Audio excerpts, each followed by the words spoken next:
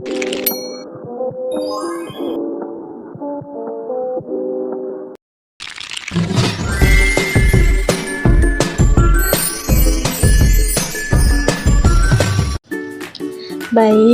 di sini saya mengambil drama yang berjudul Siti Nurbaya. Drama Siti Nurbaya yang merupakan adaptasi dari novel klasik karya Marah Rusli.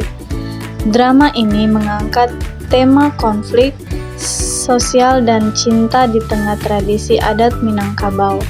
Cerita ini menggambarkan ketidakadilan yang terjadi karena sistem perjodohan paksa yang merenggut kebahagiaan Siti Nurbaya dan Samsul Bahri.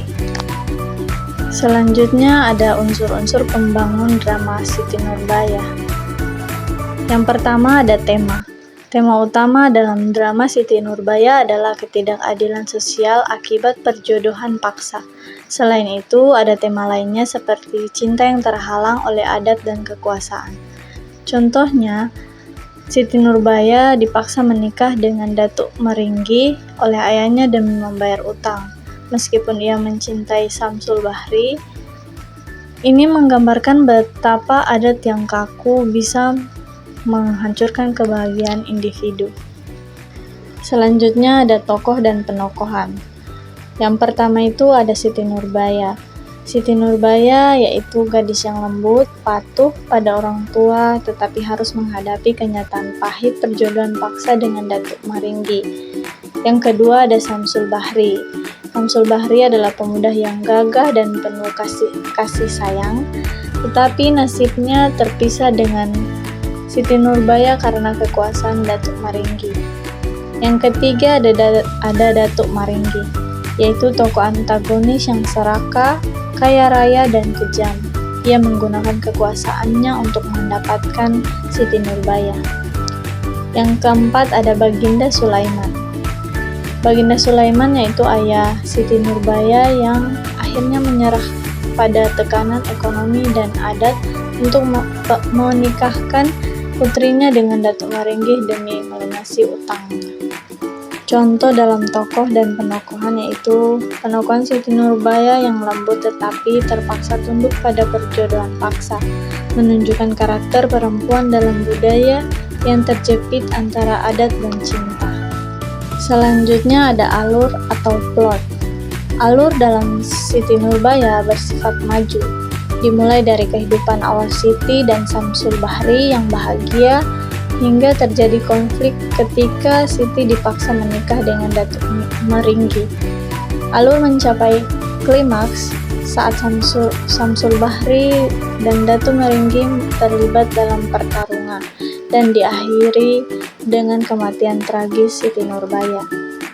Contoh dari alur tersebut yaitu peristiwa penting dalam alur adalah saat Siti dipaksa menikah dengan Datuk Meringgi, yang menjadi titik balik dalam kehidupannya dan memulai tragedi dalam drama ini.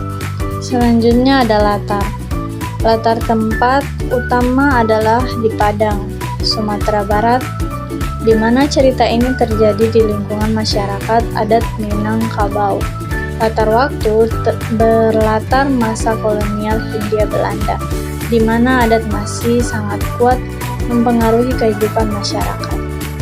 Contoh dari latar tersebut yaitu latar kampung halaman Siti Nurbaya di Padang menggambarkan suasana adat Minangkabau yang masih sangat kental, termasuk dalam pengaturan perjodohan anak-anak mereka.